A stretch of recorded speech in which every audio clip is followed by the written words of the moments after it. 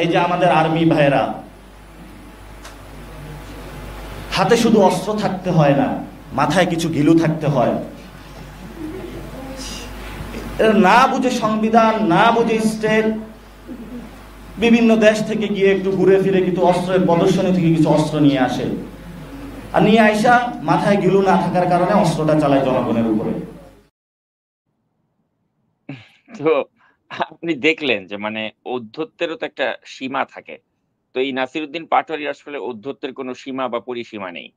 এবং আমার মনে হয় যে তিনি এই যে সেনাবাহিনীর বিরুদ্ধে যে ধরনের ঔদ্ধত্য দেখাচ্ছেন, এটা আসলে তিনি ইন্সপায়ার্ড হয়েছেন হাসনাত আব্দুল্লাহর কাছ থেকে, ইন্সপায়ার্ড হয়েছেন তিনি আসিফ মাহমুদ সচিব ভুইয়ার কাছ থেকে। কারণ তারাও তো প্রতিনিয়ত সেনাবাহিনীকে কেন্দ্র করে, সেনাপ্রধানকে কেন্দ্র করে নানা ধরনের বিতর্কিত বক্তব্য রাখছেন।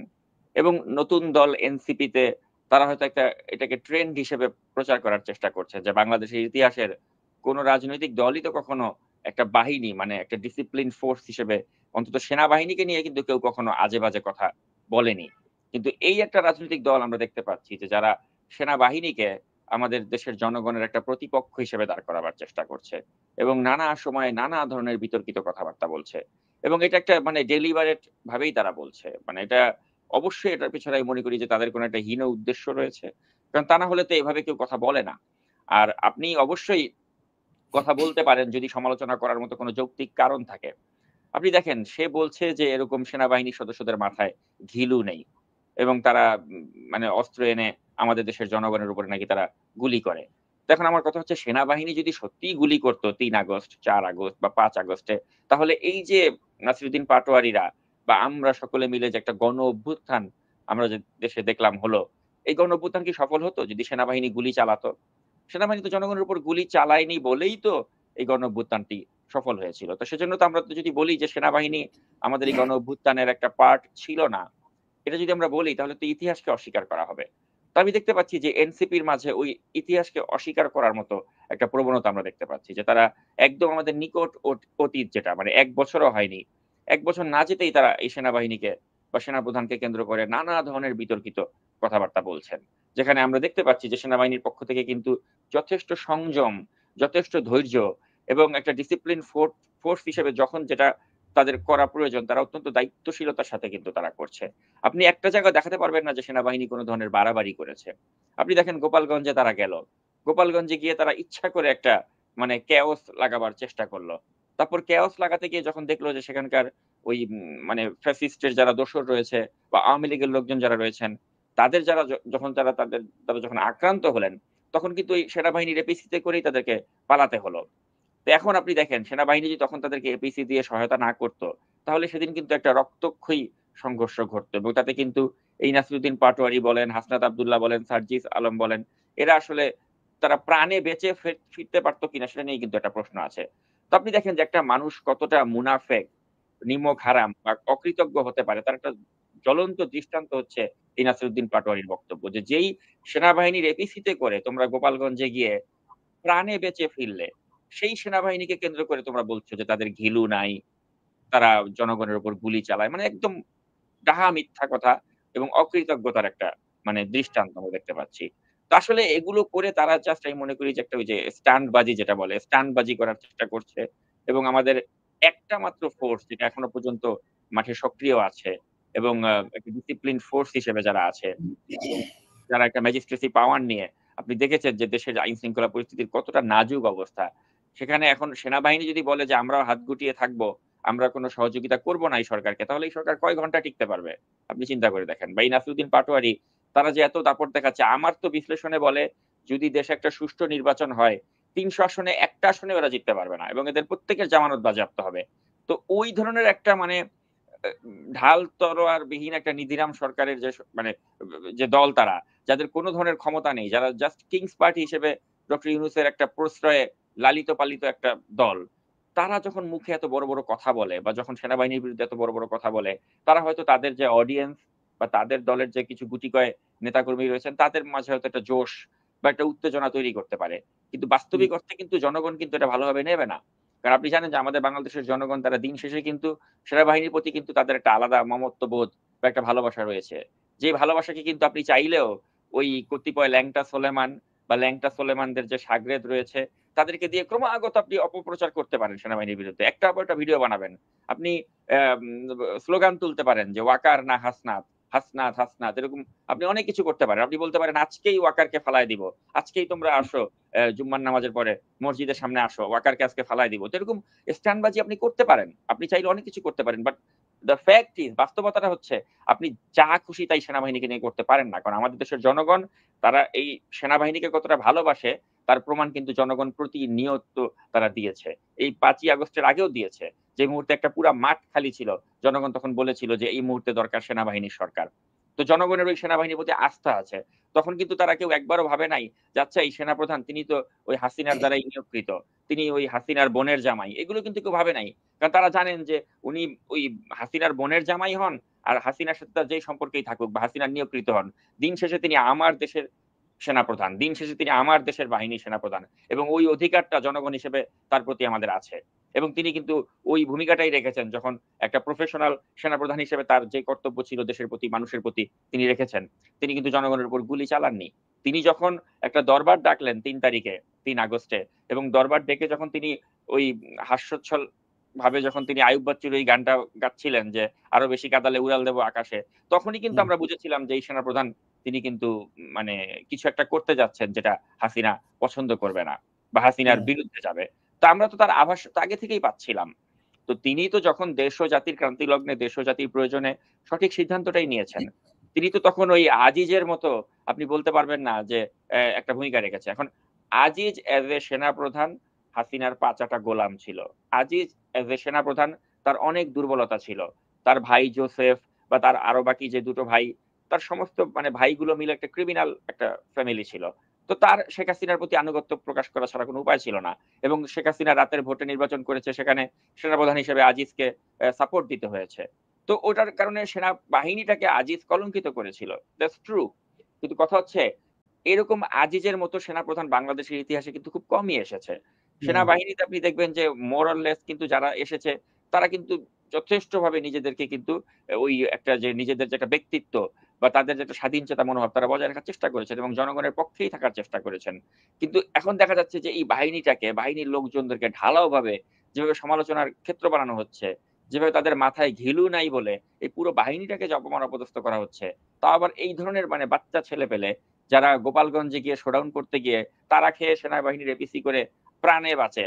তারা যখন সেনাবাহিনীকে নিয়ে এরকম বিদ্বেষ ছড়াচ্ছে, একটা মাত্র ফোর্স যেটা মাঠে সক্রিয় আছে তাদের বিরুদ্ধে ঘৃণার বিষ বাষ্প বপন করছে। তো তখন আমি মনে করি আমাদের যারা সচেতন মানুষজন রয়েছেন তাদেরকে কিন্তু একটু ভালো ভূমিকা রাখতে হবে এবং তাদেরকে কিন্তু জোরালোভাবে এগুলোর প্রতিবাদ করতে হবে। কারণ আপনি প্রতিবাদ না করেন এই যে তাদের যে উদ্ধত্ত এটা কিন্তু হতেই থাকবে।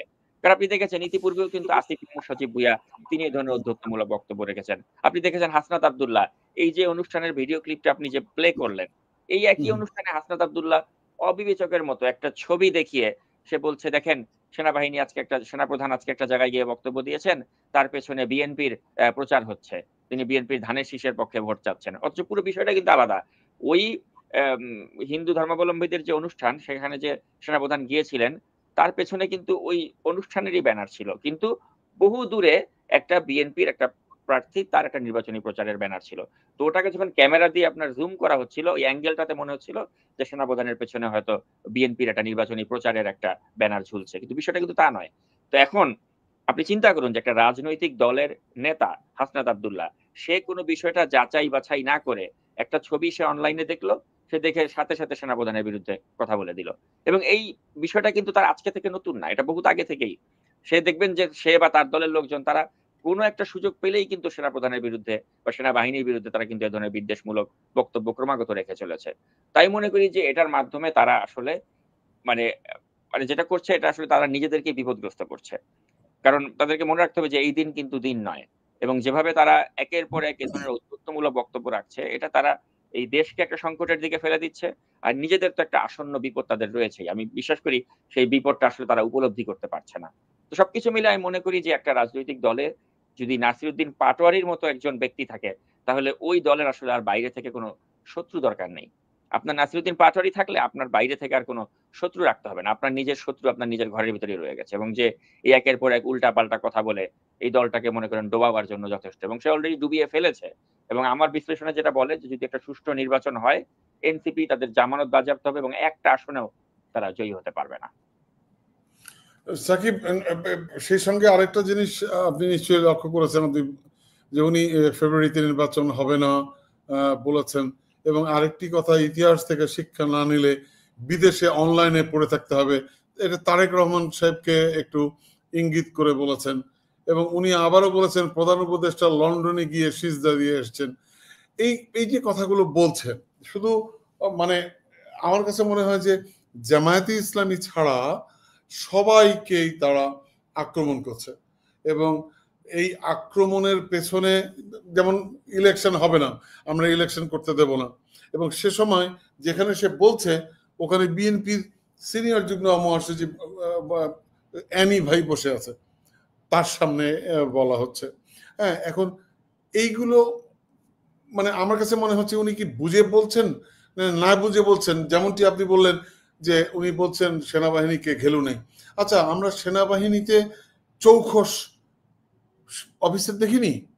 জিয়াউর রহমান কি আমাদের চৌখস সেনাপ্রধান ছিলেন না?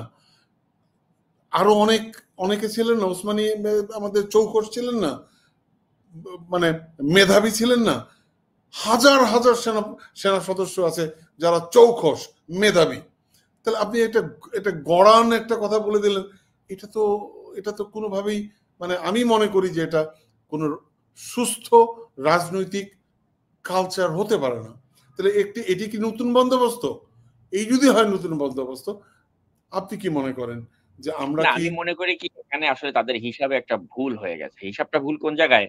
তারা মনে করছে যে অনলাইনে সবচেয়ে জনপ্রিয় অ্যাক্টিভিস্ট আমাদের পক্ষে আছে, আমাদের পক্ষে বয়ান তৈরি করছে এবং প্রকাশ্যে ঘোষণা দিচ্ছে যে আমি এদেরকে অনেক স্নেহ করি, এদের প্রতি আমার দুর্বলতা আছে, বা ডক্টর ইউনূসের সরকারের পক্ষে আমরা বয়ান তৈরি করছি, প্রকাশ্যেই বলছে এগুলো। তো তারা মনে করছে যে আচ্ছা, এরকম একজন ব্যক্তির যেহেতু সাপোর্ট আমরা পেয়েছি, আমাদের বিরুদ্ধে যত কিছুই হোক তারা এগুলো দেখেও দেখবে না, এগুলো নিয়ে কোনো বয়ান তৈরি করবে না, বা আমাদের বিরুদ্ধে কোনো কাউন্টার কিছু আসবে না। তো ওটাকে তারা মনে করছে যে আমরা একটা ক্লিন চিট পেয়ে গেছি, যা ইচ্ছা তাই করতে পারবো। কিন্তু তারা এটা বুঝতে পারতেছে না যে আসলে ওই অনলাইনের ওই ল্যাংটা সোলেমান বলেন বা ল্যাংটা সোলেমানের শাগরেদ বলেন, এদের যে একটা গ্রহণযোগ্যতা যাই ছিল জনগণের কাছে, সেটা যে তলানিতে চলে এসেছে, এটা কিন্তু এরা বুঝতে পারছে না। তারা মনে করতেছে আচ্ছা, আমার পক্ষে তো ল্যাংটা সোলেমান আছে, ল্যাংটা সোলেমান তো আমার পক্ষে ভিডিও বানাচ্ছে, ল্যাংটা সোলেমান তো আমাদের পক্ষে বয়ান বানাচ্ছে, অতএব আমরা তো টিকে যাব। কিন্তু এরা বুঝতে পারছে না যে ল্যাংটার নিজেরই তো বেল নাই এখন। আর ল্যাংটা নিজের বেলটাকে যাচাই করার জন্য সে মনে করেন এখন বাজারে একটা গুজব ছাড়তে পারে যে আমাদের ওই স্বাধীনতা যুদ্ধে ৩০ লক্ষ লোক মারা যায় নাই, ২,০০০ মানুষ মারা গেছে। তো এখন মনে করেন এগুলো বলার মাধ্যমে কি হচ্ছে? এগুলো বলার মাধ্যমে ল্যাংটা নিজেই মনে করেন নিজেকে আরো ল্যাংটা করে ফেলছে। যে আপনি, যেখানে আমরা জানি যে আমাদের মুক্তিযুদ্ধের বইতে বিভিন্ন পত্র-পত্রিকাতে আছে যে বিভিন্ন ৭১ এর পরে গণকবর আবিষ্কৃত হয়েছিল। একেকটা গণকবর থেকে হাজার হাজার মাথার খুলি পাওয়া গেছে। এবং আপনি পাকিস্তানের সেনাবাহিনীতে দেখেন ৯৩,০০০ সৈনিক ছিল। ৯৩,০০০ সৈনিক মিলে যদি আপনার ওই ৯ মাসের রক্তক্ষয়ী সংঘর্ষে যদি মাত্র ২,০০০ মানুষ মেরে থাকে, তাহলে পাকিস্তান সেনাবাহিনীর মতো এত অপদার্থ আর কে আছে তাহলে? তাই না? তারা তো একটা খুনি বাহিনী ছিল পাকিস্তান। আপনার কাছে কি মনে হয় না যে আপনি আলোচনায় থাকতে গেলে আপনাকে বিতর্কিত কথাবার্তা তো বলতে হবে না, নাহলে আপনি আলোচনায় থাকতে পারবেন না? সেটাই। এখন ওই আলোচনায় থাকতে বা একটা ওই যে আপনি এমন একটা তথ্য দিবেন যেটা মনে করেন অন্য কেউ দিলে আপনি তাকে শেষ করে ফেলতেন। কিন্তু যেহেতু ল্যাংটা সোলেমান দিছে, তাই এটা একটা পাবলিক ডিসকোর্স এর অংশ। এই তথ্যটা যদি আবার আমি বা আপনি দিতাম, আমাদেরকে নিয়ে মনে করেন পোস্টার হইতো যে সাকিবের মাথা গেছে, টিটোর মাথা গেছে। এরা বলতেছে যে এরকম মুক্তিযুদ্ধে নাকি ২,০০০ মানুষ মারা গেছে মাত্র। আমাদেরকে নিয়ে মনে করেন ট্রলের পর ট্রল হইতো। কিন্তু এখন ওইভাবে কিন্তু ট্রল হবে না। কারণ এটা ল্যাংটা সোলেমান দিছে। তো ওইখানে হচ্ছে পার্থক্য। আর এরা মনে করছে আচ্ছা, ল্যাংটা সোলেমান যেহেতু আমাদের সাথে আছে, অতএব আমরা যা খুশি তাই করতে পারি। আর ল্যাংটা সোলেমান যে তাদের সাথে আছে এটা তো আমরা জানি। ল্যাংটা সোলেমান মনে করেন আসিফ মাহমুদ সজীব ভুঁইয়ার কোনো দোষ দেখলে ওটা নিয়ে কিছু করবে না। ল্যাংটা সোলেমান এনসিপির কারো কোনো কিছু দেখলে কিছু করবে না। কারণটা কি? কারণ হচ্ছে ল্যাংটা সোলেমান চাচ্ছে যে এই ছেলেপেলেগুলিরে দিয়ে নিজের একটা হীন স্বার্থ চরিতার্থ করতে। তো এখন মনে করেন এরাও মনে করতেছে ল্যাংটা সোলেমান যেহেতু আমাদের পক্ষে আছে, অতএব আমরা যা খুশি তাই বলি। সেনাবাহিনী নিয়ে উল্টাপাল্টা বলি, যা খুশি তাই বলি। সমস্যা কি? অনলাইনের সবচেয়ে বড় হেডমওয়ালা ব্যক্তি আমাদের পক্ষে আছে। তখন আমার কথা হচ্ছে কি, দিন শেষে এরা তো ডুবে গেছে। ল্যাংটা সোলেমান তো এদেরকে উদ্ধার করতে পারবে না। সব দিক দিয়ে মনে করেন কি লাস্টে এরা যখন দেখবে যে আম ছালা সব হারাইছে, তখন যখন গিয়া বলবে ল্যাংটারে যে ভাই তুমি আমাদের সমর্থন দিলা, কি হইলো, আমরা তো আম ছাড়া সব হারাইলাম। না, কিন্তু সাকিব, আমি শুরুতেই বলেছিলাম যে আমাদের এই পিনাকি ভট্টাচার্য যদি মানে এনসিপির অ্যাডভাইজার হয় তাহলে এই রাজনৈতিক দলের কোনো ভবিষ্যৎ নেই, এটা আমি শুরুতেই বলেছি।